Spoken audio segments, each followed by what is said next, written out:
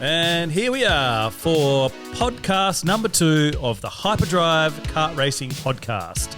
Very exciting. I'm here with our special guest today, second special guest of the episode. Well, actually third special guest because we had 2 guests last time. The third one, he's right here right now, Mr. Robert Cutcliffe. Hey, welcome along. How you going? Everyone's going to think the only people that work here or the only guests we're going to have on are Cutcliffes. Yes, yeah. That's a bit strange. It's just because there's a lot of us. There's a lot of us, isn't there? You are brother number 5 Correct. of 6. Yep, that's right. You are a twin with brother Scott. My most favourite memories of growing up were because you two were born 5 minutes apart, that you used to set your alarm clocks 5 minutes apart. Man, I do not even remember that. It was so cute. You'd walk past a room, yours would be 2 or 3 minutes faster than the normal time, and Scott's would be 2 or 3 minutes behind the normal time. Oh, wow. It was hilarious. There you go. You two were very cute. So, how did it come about you ended up working here for us at Hyperdrive, Robbo? Well, for me, I was in comms. I had my own business as well as Dave. We were working together, especially by the end of it, I was more working subcontracting for Dave, who was contracting as well, just because there was no work. Like, we were pretty dry. We were pretty lazy by the end of it. What sort of work were you doing? NBN, so running NBN cables into people's homes, putting the boxes in people's homes and setting it up from there, making sure it was all working. Yeah, right. So you guys were doing the whole NBN rollout sort of thing? Yeah. After the other guys who'd laid in the streets, we did it from the street to the house, and we were the end game. So we were the face that customers saw. Yep, and you both had your own businesses doing that? Yeah, which was great to start with. Made heaps of money. Yeah, right, cool. And then by the end of it, it was like nothing. Work was a bit scarce. And so I was looking for jobs, and this was becoming a thing. So I was coming here and helping Dave run cables. I think we ran well over 1 kilometre worth of Ethernet cables through this place. Wow. Yeah, right. Sounds like a lot. Yeah. And there's a lot of internet connectivity here, isn't there? Yeah. Everything runs off the internet, about, except for the carts. Yep. Wow. And then even soon they will with Steve-O's screens. Yeah, if Combat Carts ever gets up and running, then we might eventually have everything connected via the internet or Wi-Fi or that sort of stuff. Yeah, that's right. Yep. I've been talking to him heaps about that too.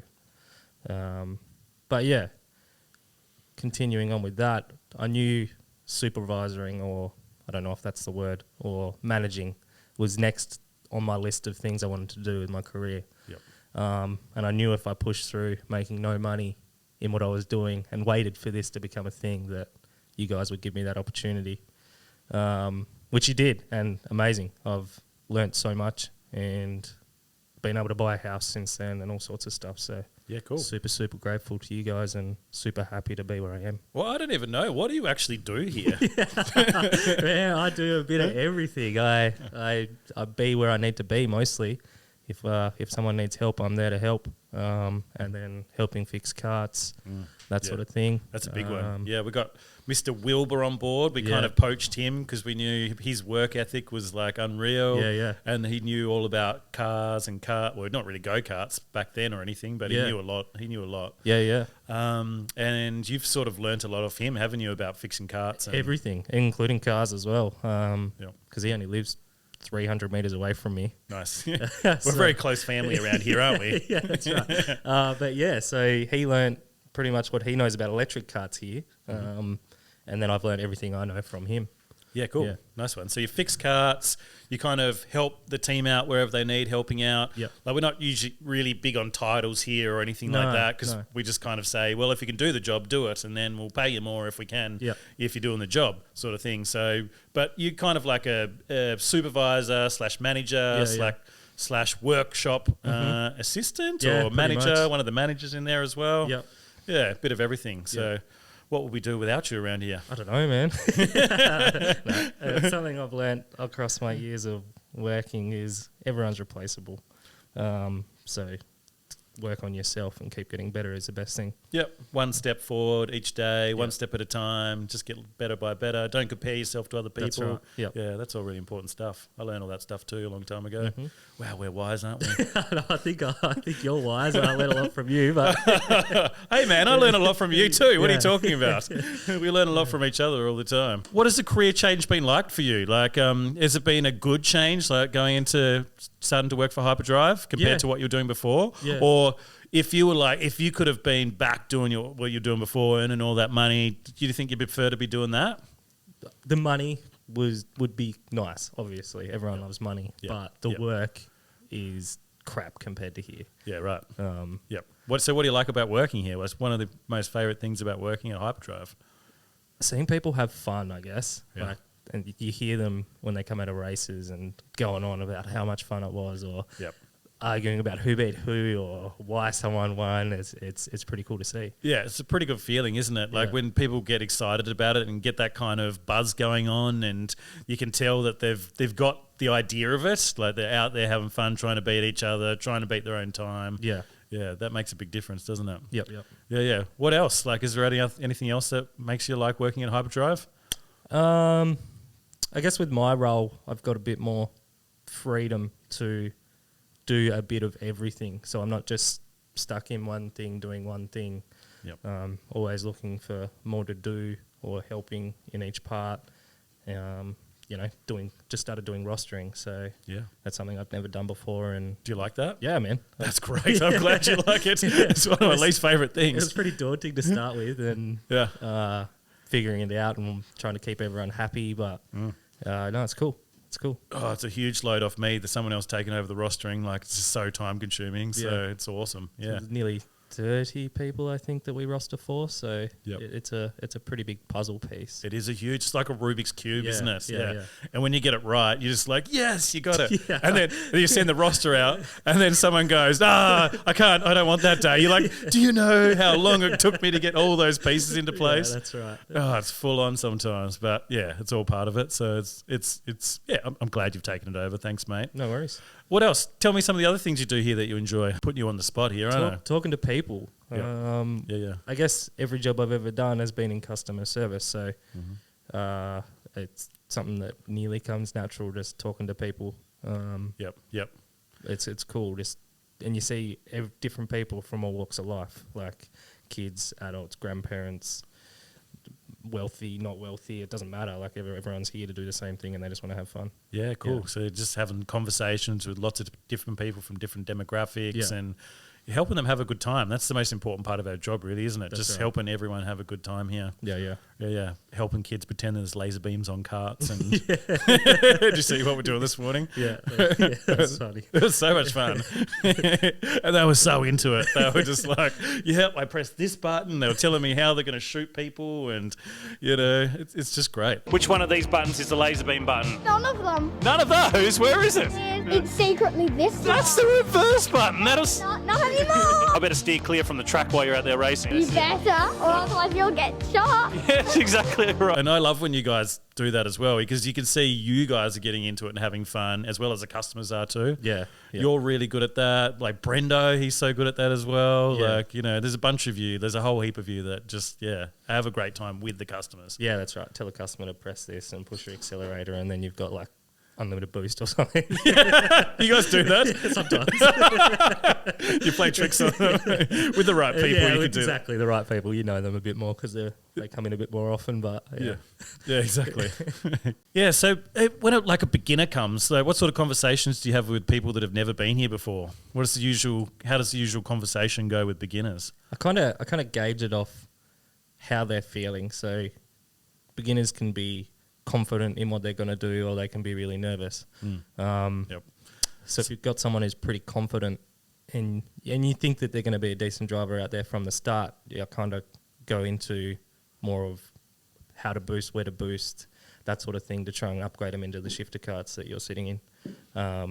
But if someone's nervous, I kind of just show them everything about the kart, like the go pedal, the stop pedal, where the reverse button is, the boost button, if they want to know about the boost button. Talk to them about turning really hard because they can be hard to turn sometimes. Yeah. And just letting them know that they don't have to go fast if they don't want to. Like, they're here to have fun. Go out, stick to one side if they want. Yeah. And gauge it, how they feel halfway through. Yeah. And if they want to boost it, boost it.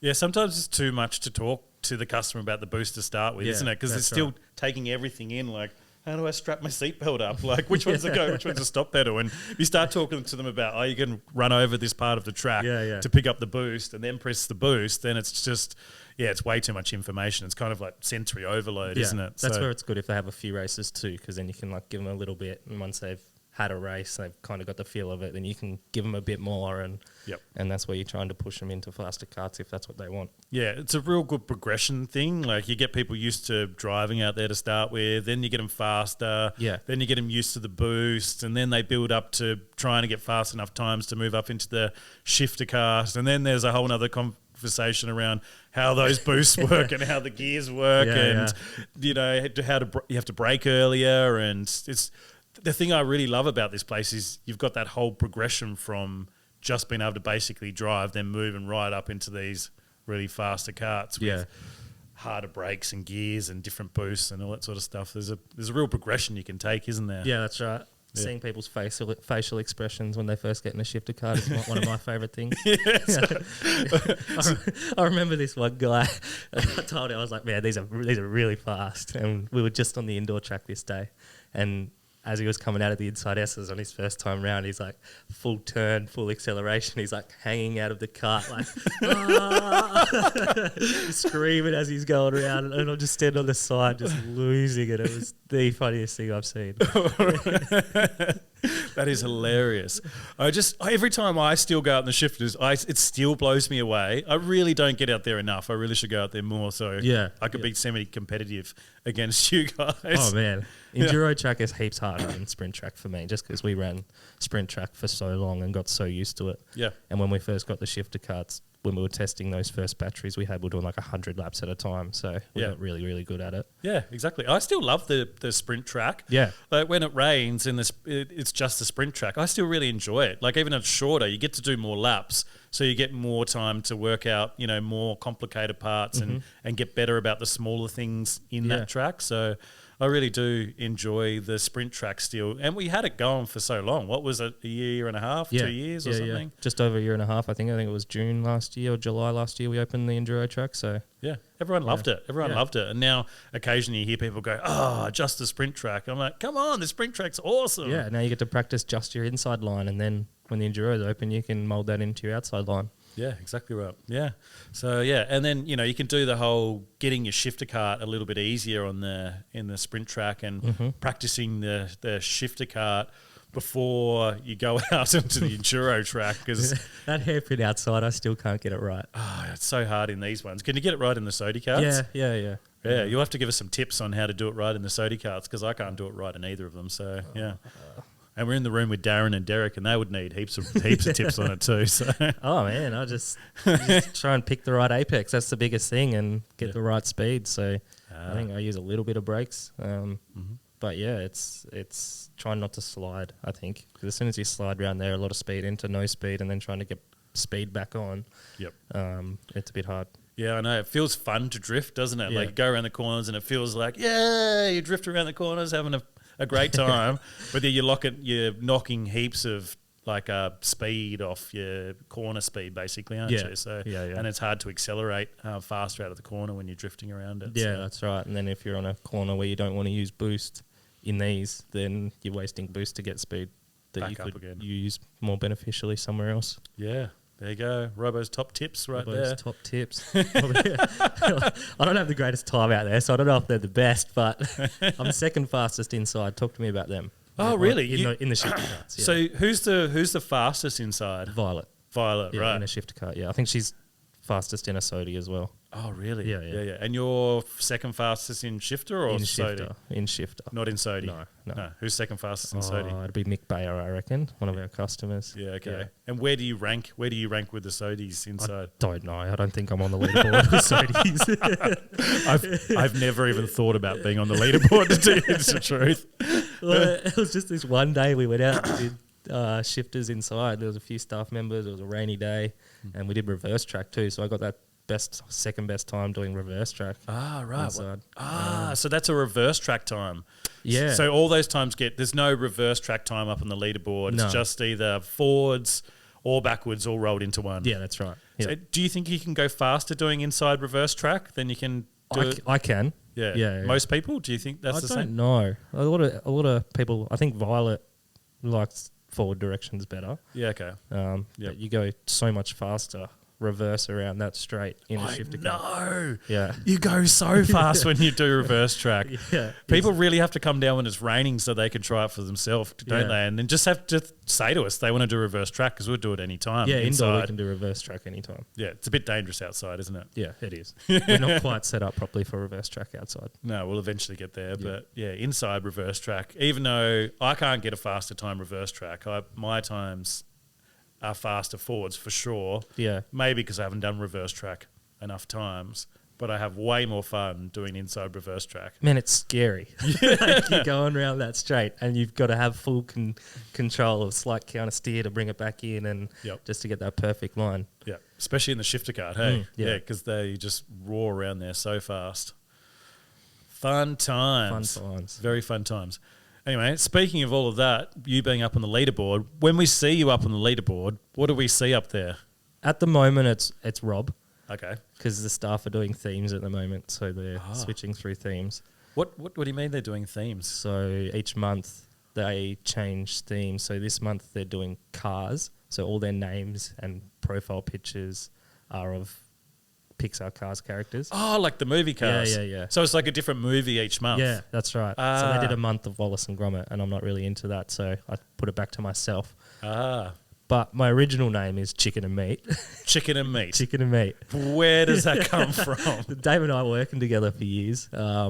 Every time I'd ring him, we'd ring each other 15 times a day. He'd answer the phone and go, Robbo's Chicken and Meat. So like NBN customers are calling up, like people like wanting to get their NBN installed or fixed or whatever. Yeah. And then Dave's like, Robbo's Chicken and Meats. Yeah, well, if he was at a customer's house, he wouldn't answer from customers like that. But if I rang him, whether he'd be at a customer's house or anywhere, he'd answer with that. Nice one. Yeah, so it's stuck. And I put it on here and I was Chicken and Meat for more than a year until we started doing this theme. I had no idea where it came from. That's very funny. I just thought it was just some weird name. You young whippersnappers do some weird things sometimes. No, it's all Davo. He's creative. Yeah. Dave is funny sometimes. He's dry but funny. Yeah, that's right. Yeah. And so what other racer names have you had apart from Chicken and Meat? So you have Rob, Chicken and Meat. Did you jump on board with any of the team's themes from month to month? I did, but I can't remember what it was. What was the first one? Because they changed mine to The Abominable Snowman. Yeah. So what movie is that from? That's from Monsters, Inc. Yeah. Yeah. Did you have one for that? I think so. Yep. I can't remember who it was. Yeah, okay. I was a sock guy. So I was a guy, I don't know his name, but in the movie, he ends up getting shaven. So he's just got like a cone because he gets like a human sock on him. I was that guy. Yeah, right. Yeah. Yeah, okay. Don't know that guy. No, me either. All the good names were taken, so I guess I'll take that one. Just went with that one. Good one. That's great. Have you seen the latest TikTok video? The one that's nearly at 1 million? Well, yeah, that's not the latest TikTok video, but it's the one we did. I think it's at 900. Hang on, let me check. I'm just going to check while we're here. And you've got a suit because you came to my wedding, so Yeah, man, I got an awesome suit. we have to have a party when we get to 1 million views. We all come in here and race with our suits on. I Sounds reckon. great. I'm in. Yep, you're in. Darren, you in? Derek, do you have a suit? Yep. He's in. We're all in. Awesome. That's Derek's great. a suit connoisseur. Yeah, he actually shows us a picture. He's got like a walk-in wardrobe with like 500 different suits. He's into it. 987.6 thousand views. Wow. A day. Yeah. Come on, guys, watch the podcast. Get that TikTok up. If you want to see us in suits racing karts, we need to get 1 million views. So everyone get onto TikTok Actually, probably 250,000 of these views are me anyway. So You just keep watching yourself. That's great. yeah, it's a good way to start the day. Exactly. Yeah. Man, I get home and show my partner Chloe like videos. I'm like, look at this, and you can just see in her face she's not interested. Oh, really? Loz loves them. No, she loves watching them, but I'm like, we did this today. And you're like, look at her. And she's just like, I'm busy, man. Like, I'm gonna do washing or something. Like, it's great. I'll watch it later. It's like a couple of days later. Have you watched it? Yeah, no, I'm gonna watch it. It's like, come on. You have to make her watch it. Get so excited about it. Yeah, Loz loves watching it. Addison, of course, loves watching it. She loves seeing what's happening with the Stig and all that sort of stuff. She's always asking me at home, "Who's the Stig?" I'm like, I don't know. No one knows who the Stig. You know who the Stig is, don't you? Me? No, I don't know who the Stig is. Come on, mate. You've been a bit of a snake lately, haven't you? I've been a bit of a snake. It's Dave, but I'm pretty sure I saw the Stig. Who, Dave is a Stig? No, I think he's a snake. He's yeah. he's got something to do with the Stig. But Yeah, that's our latest thought, isn't it? I did see the Stig do something to Dave the other night, so I'm not sure if that. Yeah, no, that was come on out yet TikTok or not. actually. Yeah. They cut his pony. The Stig walked through the pit lane and cut his ponytail off while he was brutal. at the PC there. He loved his ponytail too, man. didn't he? Hide his bald spot. Put him on. I still preferred his like comb over cut than the ponytail. I thought the greasy comb over suited him better. It did look good. Didn't get too out of control. Yeah. He's not really a ponytail kind of guy in my eyes, Dave. So yeah, I'm glad the Stig did that. He did us all a favour. He really. did. He did indeed. Yeah, But it beats the question: who's responsible for the Stig? we don't know, man. We don't know. We're going to find out. We will find out one of these days. We'll find out who is responsible and who the Stig actually is. And I can't wait for that day to who the Stig is. I really can't wait to figure it out because he's a bit of a pain in the butt. And he's winning a fair few races lately. He doesn't win them all, but he's been winning a fair few. Yeah, and that's right. He's costing us a lot of money. Every free race when he loses, he gives away. That costs us a fair bit. So, yeah, I don't know. Why did we agree to that? I don't think we did. I'm trying to work out who agreed to us. I don't know, man. Anyway, he's driving me batty, that guy. And if anyone knows at home who the Stig is, let us know. Write in, call us, send us a TikTok, Instagram, Facebook. There's so many social medias these days. I can't even keep up with them YouTube. all. Yeah, all that stuff. Send us a message somewhere. Let us know. Rightio, so I'm just going to run through some things I'm going to run through with everyone on our podcast. We need a little segment. Theme music or something. Hyperdrive podcast questions. Right. First question. Top racing tip for everyone at home. Try and think of a top racing tip. It's not the usual ones we give people. Maybe something a little bit more interesting, a little bit more in depth. Putting you on the spot here. Top racing tip.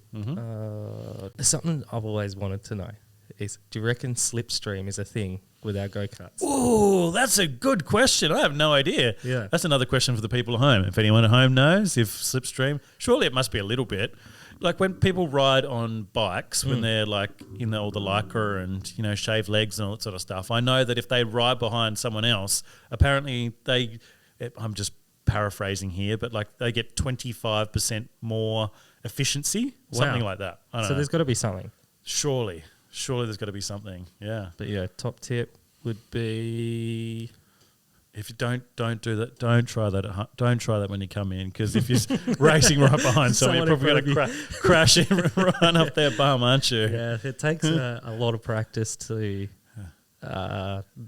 be able to tell what the person in front of you is going to do. Yeah, you have to trust them. You have to know that they're a good racer and be very prepared to move if they do mess up. Yeah, all the league guys, like they're pretty good. They sort of race with each other every week, and then they get to know each other's racing styles, and they get to know the braking points and the lines and all those sorts of things. So, the league guys can do that really well.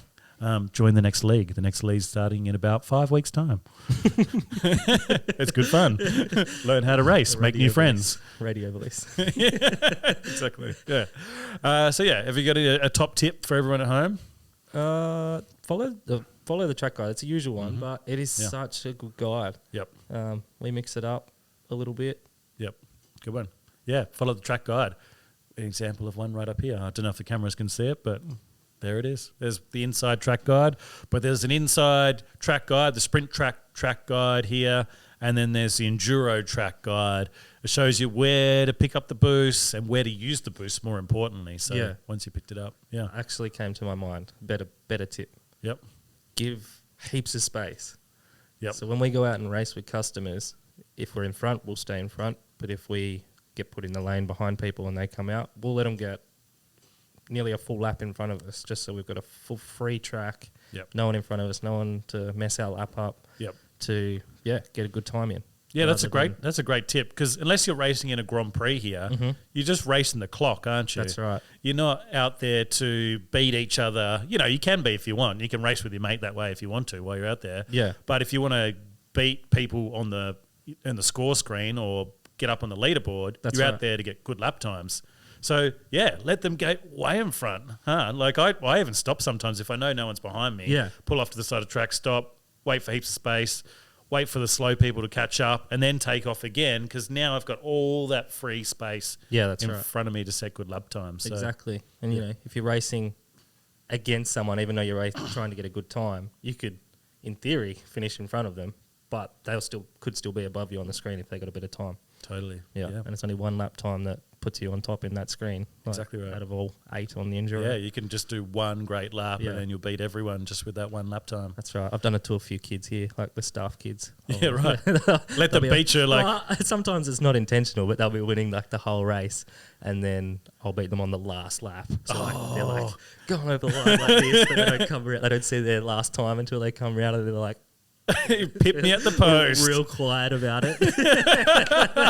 They're celebrating, and then you're just like, "Oh, you've beaten them." Yeah, that's great. Awesome. Oh, that's a good top tip. I like that one. Make space. We try and tell people that a lot, and you know, some people find it hard to get good lap times when it's busy. But if they just learn how to make space, like, you know, slowing down in front of the slow people, then that often opens up lots of space for you. Yeah, that's right. Exactly. Yeah. Cool. All right. Next question. What's your top tip for everyone at home to optimize their hyperdrive experience? What might be a good example that you might be able to help people with at home to make their experience here more fun? Yeah, well, we run 2 types of races now. Well, more than 2 types, but 2 specifically for adult karts, which is starter and standard races. Ah, yes, the old starter and the old standard race. Yeah. So starter race, it's nothing different in theory. It's just designed for more people that are starting or who have never been. Come in, have your first go, see how you go. You're more likely to have people that may crash or may need a bit more assistance in that race, but the karts aren't slowed down at all.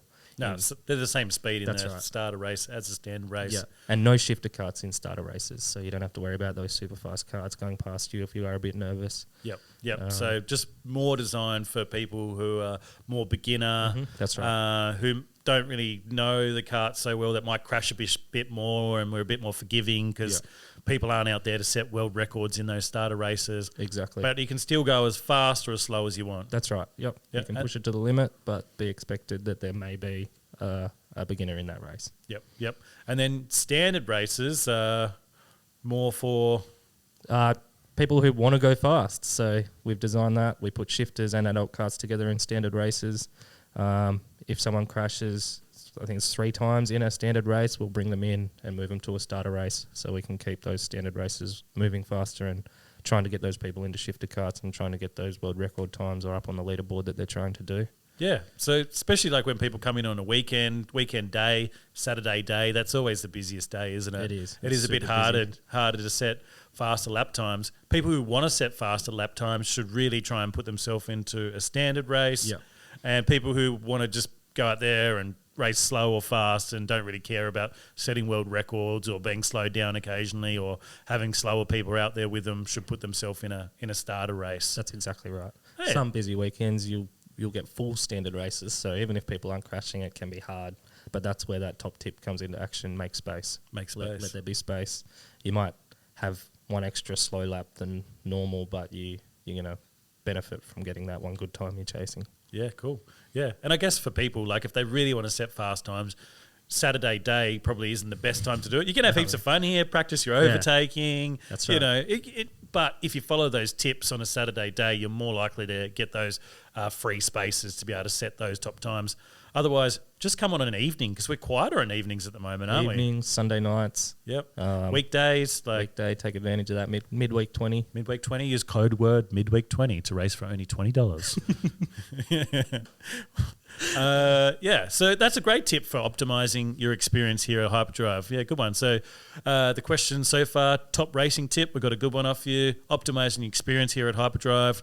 My last question is going to be for all my podcast guests is, what was your favourite part of the 80s? Because Hyperdrive is there's a lot of here that's based on the 80s. Yeah. Me, Dave and Steve, we're all born in the 80s. And so we've kind of gone for that theme of set up the place because it's really nostalgic to us.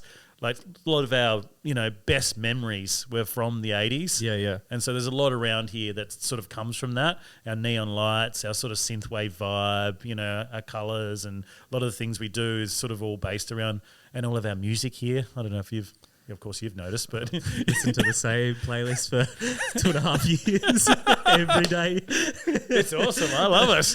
No, it's great. But you weren't born in the 80s, were you? Man, I was born in 93. 93, so wow. 29, but my favourite thing from the 80s growing up was our dad had a band, so they played a lot of 80s pub rock.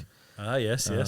What are they called? Mako. They were Mako. I think they were fashion victims at one point. They changed their name a few times, didn't they? Yeah. But Mako, they went back to Mako in the end, didn't they? They did, yeah. So I grew up going to Dad's gigs, and I even did some lighting at his gigs. I remember that light box. They play the music and you have to turn the light switches on and off. And there was the strobe light. You have to turn all the lights off and then turn the strobe light on, and then you could do the robot sort of in the background. I had no idea what I was doing. they just and I just try and do it to the beat, and they'd be like, "You did a great job." I'm like, "All right." So you love 80s pub rock. Yeah. That's what you love from the 80s. Yeah. It's all Dad's fault, basically. Pretty much, yeah. So AC/DC and Black Sabbath, or who else was there? They did the Poison. I don't know if the Nutbush was from the 80s, but they did the Nutbush. Is that pub rock? That's not really, but they always sung it. Do you know the Nutbush, the dance? I do. Yeah. And you get up and do it every time? I did, yep. Mum's 60th, Dad's band played. We did a big Nutbush thing. Mum loves the Nutbush, doesn't she? She does. Yeah. Awesome. Great one. Well, there you go. Rob loves 80s pub rock. Yeah, it's about all I remember from the 80s. Nice one. Oh, cool. All right. Well, is there anything else you want to talk about, like Hyperdrive-wise? Pet peeve. Have you got any pet peeves from here at Hyperdrive? Anything customers or teammates do or anything like that? No, I won't bring any teammates into it, but... Wait till Wilbur's on. We know what Will be talking about. Drill me. Me and Will have a great relationship. We've got an issue with each other, we'll tell each other, but we both know everything that each other gets told by other people, and we blame each other for everything. I thought Will was going to come and talk about how messy the staff room was, or people leaving tools out. Will has OCD, doesn't he? OCD bad. Yeah. We'll go to his house and we go out to lunch or something, and we'll leave an hour after plan because he had to vacuum or wipe down his bench or something, and then he finds something else. But no, it's really good. That's why we knew we wanted him here, because we knew he was particular and methodical, and he really looks in and thinks about the finer details of things. And it rubs off, like it makes you think about that stuff as well, because he points it out. So yeah, it's good for everything, really. There you go. So your pet peeve is Wilbur? No, I love Wilbur. My pet peeve is probably watching the carts get bashed up after fixing them. Oh, so like people that race a bit rough, bumping into other carts or the barriers and those type of things, and you're just going, ooh, I've got to fix that later. So many hours building track, fixing go-karts, and you see something fall off it or something after a big hit, and you're like, oh no. They're not dodgem carts, no, are they? They're not dodgem carts. Yeah, even though they have bumpers, it's not so